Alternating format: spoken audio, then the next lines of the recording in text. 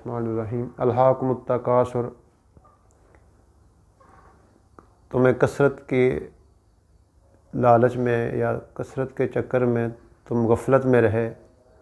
حتیٰ زرتم المقابر، حتیٰ کہ تم قبروں میں جا پہنچے۔ یعنی دنیا میں انسان جو ہے، جو دنیا کے چکر میں، مال کی کثرت کے چکر میں ایسا پڑا رہتا ہے کہ وہ اس کو پتہ ہی نہیں چلتا، یعنی مال کمانے کے چکر میں، دوسروں سے آگے بڑھنے کی دوڑ میں، یا اپنے مال اس طرح کمانا کہ میں فخر جتاؤں گا، لوگوں پہ روب ڈالوں گا، میری بلے بلے ہوگی۔ یعنی اس غفلت میں انسان جو ہے وہ پڑے اس کو پتہ ہی نہیں چلتا، یعنی وہ ان چکروں میں یعنی وہ قبروں تک پہنچ جاتا ہے۔ ایک روایت میں آتا ہے کہ عرب کے دو قبیلے آپس میں ان کی وہ مقابلہ ہوا، تو ایک کہتا ہے ہمارے نوجوان زیادہ ہیں، تو مقابلہ وہ گنیں گے دونوں کے برابر، پھر ان کا ہماری عورتیں زیادہ ہیں، دونوں گنیں گی وہ برابر ہیں، پھر ان کا ہمارے گھوڑے، ہمارے اونٹ، حتیٰ کہ وہ ساری چیزیں برابر نکل آئیں۔ اب وہ ایک کہتے ہیں جی اب پہلے چلتے ہیں قبرستان میں، ہم مردے گنتے ہیں، ہمارے مردے زیادہ ہیں کہ تمہارے مردے زیادہ ہیں۔ اور جب وہ بھی پورے نکل آئے تو پھر وہ کہتے ہیں جی ہمارے مردوں نے یہ کیا، تو اس موقع پہ فرمایا الہاکم التکاثر حتیٰ زرتم المقابر، کہ تم کثرت کے چکر میں ایسے پڑے تو قبروں تک جا پہنچے۔ تو یہ انسان کی آج دوڑ ہے، وہ اسے پتہ ہی نہیں چلتا، وہ حالانکہ وہ موت کے منہ میں پہنچ جاتا ہے ان چیزوں کے چکر میں، کہ میں لوگوں کی نظر میں بڑا نظر ہوں، میری بلے بلے ہو، میری ٹور ہو، میری عزت ہو، مجھے لوگوں میں ایک خاص جو ہے نا وہ مقام مل جائے، وہ کیا کہتے ہیں، اسی چکر میں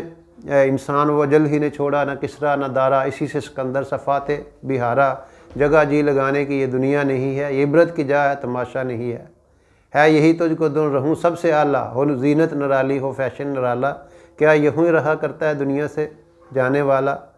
تو یہ جو جگہ ہے، یہ جگہ جی لگانے کی دنیا نہیں ہے، عبرت کی جا ہے، تماشا نہیں ہے۔ پہلے بچپن نے تجھ کو برسوں کھلایا، پھر جوانی نے تجھ کو مجنوں بنایا، پھر بڑھاپے نے آ کے تجھے کیا کیا ستایا، اجل تیرا کر دے گی ایک دن صفا، یعنی موت تیرا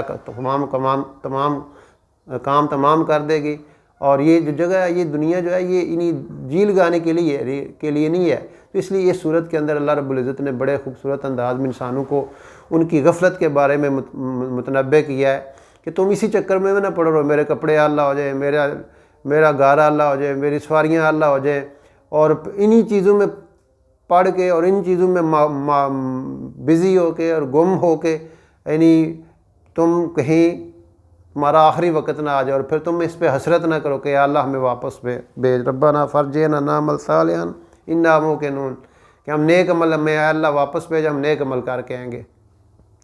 کلا سوف تعلمون ثم کلا سوف تعلمون، پھر ہرگز یہ تم جان لو گے، یعنی تمہیں یہ اس چیز کا پتہ چل جائے گا، عنقریب تمہیں پتہ چل جائے گا، جو باتیں تم سنا کرتے تھے قرآن میں، حدیث میں، انبیاء نے جو باتیں بتائیں، جو لوگوں نے اللہ رسول کا پیغام پہنچایا، تو تمہیں عنقریب اس کا جو ہے نا کلا لو تعلمون علم الیقین، تمہیں پھر اس کا یقین بھی ہو جائے گا۔ اور یہاں پہ یہ بھی بتایا جا رہا ہے کاش تم سمجھ جاتے، تمہیں دنیا کے اندر یقین لے آتے۔ پھر فرمایا اللہ ترون الجحیم، عنقریب تم دوزخ دیکھو گے، یعنی اگر تمہاری یہی روش برقرار رہی تو تمہیں دوزخ میں جانا پڑے گا۔ اگر تم دنیا کے چکروں میں پڑے رہے اور اللہ کو بلا دیا، اللہ کے رسول نے فرمایا کہ انسان کا دوست وہ ہے جو اس کا، بلکہ آپ نے ایک دفعہ مثال دی کہ انسان کی 3 بھائی ہیں، ایک سے پوچھا تو میرے کیا کام آؤگا، انہوں نے کہا جی میں تمہارا بیمار ہو جاؤ گے، پتہ نہیں وہاں لوں گا، تمہارے مر جاؤ گے، کفن دفن کروں گا اور قبر میں چھوڑ کے آ جاؤں گا۔ دوسرے بھائی سے ان کا تیرا رشتہ صرف زندگی تک ہے، جو ہی تمہاری زندگی ختم ہوگی، موت آئے گی، میں کہیں اور چلے جاؤں گا۔ اور تیسرا بھائی کہتا میں ابھی بھی تمہارے ساتھ ہوں، قبر میں بھی تمہارے ساتھ ہوں، اور تمہیں جنت میں داخل کر کے آؤں گا۔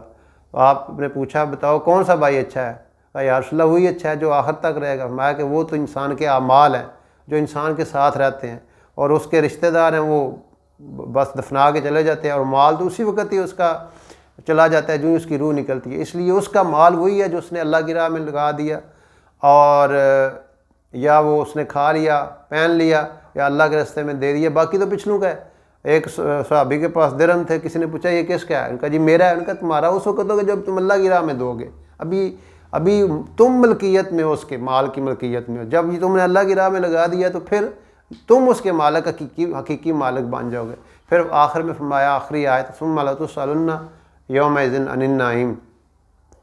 کہ تمہیں نعمتوں کے بارے میں پوچھا جائے گا جو تمہیں دی گئی ہیں، یعنی دنیا کے ہر انسان سے جو اس کو نعمت دی گئی ہے، خواہ وہ صحت کی ہے، خواہ وہ مال کی ہے، خواہ وہ کسی بھی لائن کی اس کو جو نعمتیں دی گئی ہیں، یہ حتیٰ کہ آنکھیں اور زبان اور ان السمع والبصر والفؤاد کل اولئک کان عنہ مسئولا، کہ اس کی سماعت، بصارت، اس کے دل، دماغ، اس کی صلاحیتیں، پوچھا جائے گا کہ ان سے کیا کیا کام کرتے رہے، ان کو کس طرف تم نے استعمال کیا۔ یہ اللہ کے رسول علیہ الصلوۃ والسلام بھوک کی شدت کی وجہ سے باہر نکلے، ابوبکر صدیق رضی اللہ تعالیٰ عنہ ملے، اور ان کا بھی یہی معاملہ تھا، عمر رضی اللہ تعالیٰ عنہ ان کا بھی یہی معاملہ تھا۔ ایک صحابی کے گھر گئے، وہ بڑے خوش ہوئے، انہوں نے ان کو کھجوریں کھلائیں، پانی پلایا، تو آپ نے فرمایا کہ ابوبکر ان نعمتوں کے بارے میں ہمارے سے پوچھا جائے گا۔ یا رسول اللہ ہمیں تو اتنے دنوں بعد، فاقوں کے بعد ملا، کہا یہی نعمتیں جن سے قیامت کے دن پوچھا جائے گا، یعنی ہر انسان سے پوچھا جائے گا کہ آپ کو جو نعمتیں دی گئی تھی اس کا آپ نے استعمال کیا کیا۔ حتیٰ کہ یہ سورہ معاہدہ کے آخری رکوع آخری دور کو پڑھنے سے پتہ چلتا ہے کہ عیسیٰ علیہ الصلوۃ والسلام سے بھی پوچھا جائے گا،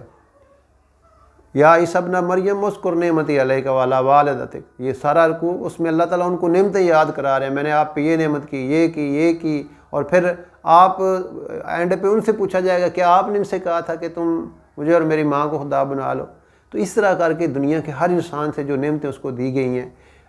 وہ پوچھی جائے گی۔ ہمیں اللہ تعالیٰ نے ہمیں بہت بڑی نعمت اسلام کی شکل میں دی ہے، ہمیں بھی پوچھا جائے گا آپ کو ہم نے اسلام دیا تھا، ہدایت دی تھی، نبی علیہ السلام کو امتی بنایا تھا، تو آپ نے اس پہ خود دین پہ کتنا عمل کیا اور دنیا کے باقی انسانوں تک کتنا یہ پیغام پہنچایا، اس نعمت کا خود کتنا استعمال کیا اور اوروں انسانوں تک اللہ کے پیغام کو پہنچانے میں کیا کارروائی کی، کیا محنت کی۔ تو یہ اللہ رب العزت کی ساری نعمتیں جو میں اللہ تعالیٰ نے دی ہوئی ہے، یہ دی ہوئی ہیں، ان کا یہی استعمال ہے کہ ہم ان کو اللہ اور اللہ کے رسول صلی اللہ علیہ وسلم کی مرضی کے مطابق کریں، تاکہ کل ہم اللہ کے بارگاہ میں جب پہنچے تو ہم سرخرو ہو سکیں۔ اللہ پاک ہمیں اپنے قرآن کی اور دین کی سمجھ عطا فرمائے۔